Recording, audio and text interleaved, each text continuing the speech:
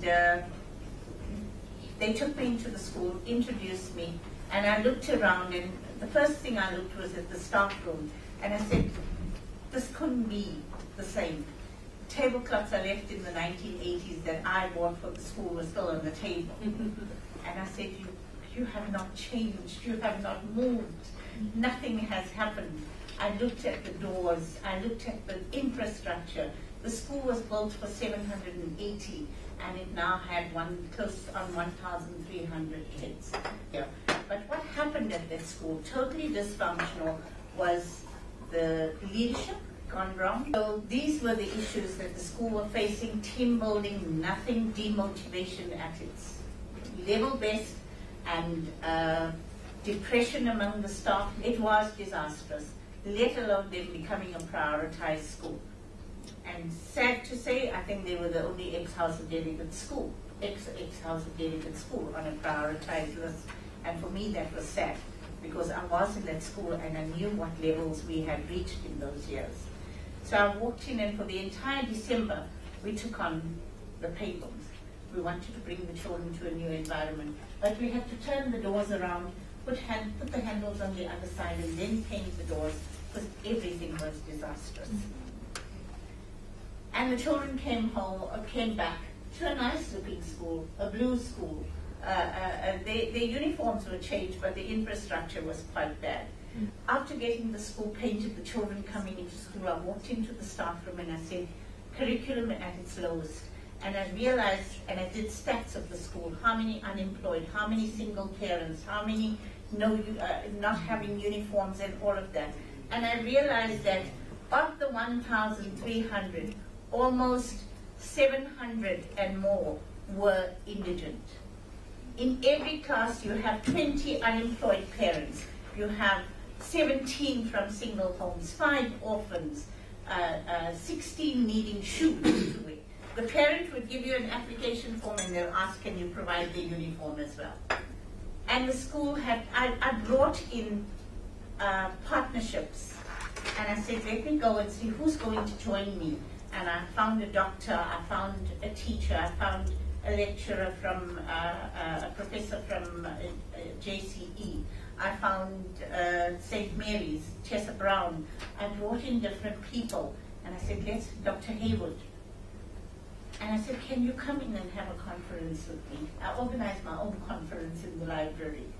And we had a conference, and we said, what do private schools do? What do independent schools do that puts them on this platform?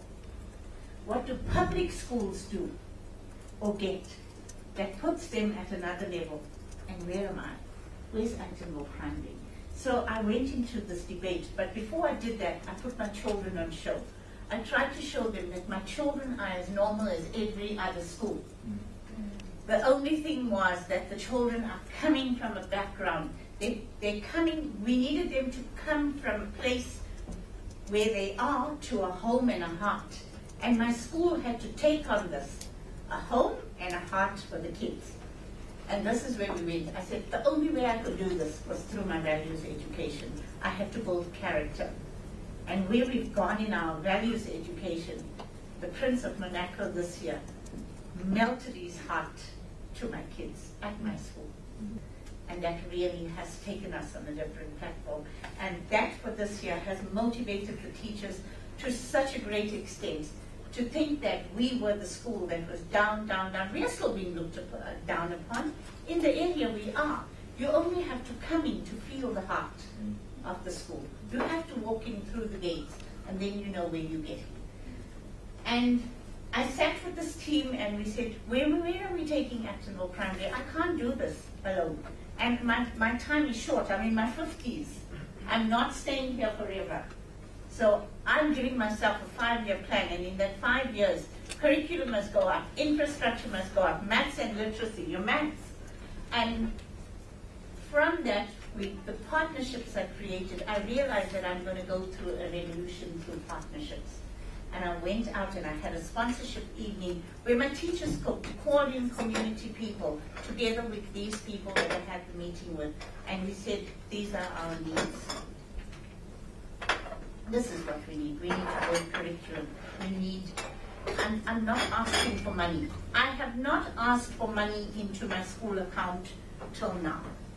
No partnership has deposited 20,000 into my account, 30,000. And the Math Center done, that's the dream of the country. The Math Center is something that's a fantasy world for the children. I knew I had to lift maths and English. So I took on the library and I took on the Math Center. And I said, who's going to do that for me? And a partnership, a family came through, a psychologist, and she and I designed this Math Center. And you see it as, you'll see. But we went through these partnerships where people offered to the school what they could. And we said, let's take it forward. In terms of my partnerships now, I have over 25. So I'm running a school where I had to create this value system. And you know what my head girl said last year? She said, ma'am, she says, the values you have taught us are all on the hand. Okay, it comes from Dr. Haywood anyway. But I've taken it to build my school, and it has. And she says, and it's the peace, love, truth, and so forth. And she said, and they sing to it. They formulated their own song, composed their own songs, each class. They have a values program. They have their quality kid for the week. But she said to me, she said, and then most of them stay with their grandparents, and she said, ma'am, my granny said that this that you've given her to put on the fridge, because every class has the values program and every home has it on their fridge, so that it can build up in a family unit as well. And she says, the same hand that you eat with, that goes to your mouth, my principal says, my granny says, you were clever to put that on your hand, ma'am, because that's the same hand we eat with. And when we put that to our mouth, she hopes that we will digest those values and that someday we would come up with good character. Now that was my head girl, it wasn't my take on the matter, but she gave me a new avenue to think. We are huge on stability, creating stability for the learner, giving them a heart at school. We do have our issues, we do have our problems, but we have to deal with them daily. So the children come into our school and we do not start, remember, prioritize school, but we do not start teaching at 7:45. Our first period starts after 8:15, because every class stays with their form teacher. And if you want to build, you've got to give teachers that oomph to say that if you're teaching social sciences, don't be looked upon. If you're teaching maths, you're supposed to be at a higher level. No ways. Every teacher is a maths and an English teacher. You go to every class. If you're teaching social sciences, where's your vocabulary, man? We need those words. Where's your working wall to show me what you're teaching? We need to see that. We need your values wall. So it's a build-up of curriculum. But every teacher became a maths and an English teacher. So if I'm a grade 4 English teacher, I had to teach my grade 4 teachers the basics of maths and English. So that every morning, every week, a program is given to the grade 4 teachers. All of them do the same program from 7:45 to 8:15. First the values for a few minutes and then into curriculum. And that has assisted us, and including the past ANA papers where they take one question or two questions a day and they just go through it. But that has built up, and before they start, I get to the intercom. I do not have a hall at school. So I get to the intercom and I put on a morning devotion for the learners. And that devotion brings them to me, brings them to my school, brings them to their teacher, because that says, whatever problems you've left at home, let it be. You are here now. And I put on this morning devotion. They close their eyes. It's their calming moment. They listen to that, and I think they get ready then. And they look forward to it. And each day it's something different. And sometimes it's some that will assist them in asking for what they want. Because I believe that every child has needs, and they need to be assisted. Anyway, we went through this program, and from 29% and 33% of results, we moved up now to last year, we were on between 70 and 90. between 70 and 90% in our results. So we were happy for that, and we continued. The partnerships we have is the tuition program, who comes in and does maths and English and science in the afternoon. Grade 6 class, and we started with them. They wanted grade 6s, but everything free.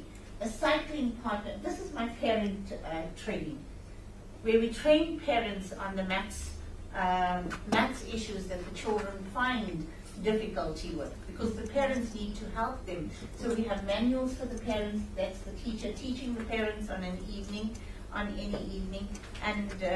we try and take it once a term so that we get the parents involved in the teaching as well. But we have gone through programs of tuition, of feeding. We feed 350 a day. I had to go with curriculum. I had to find my way through.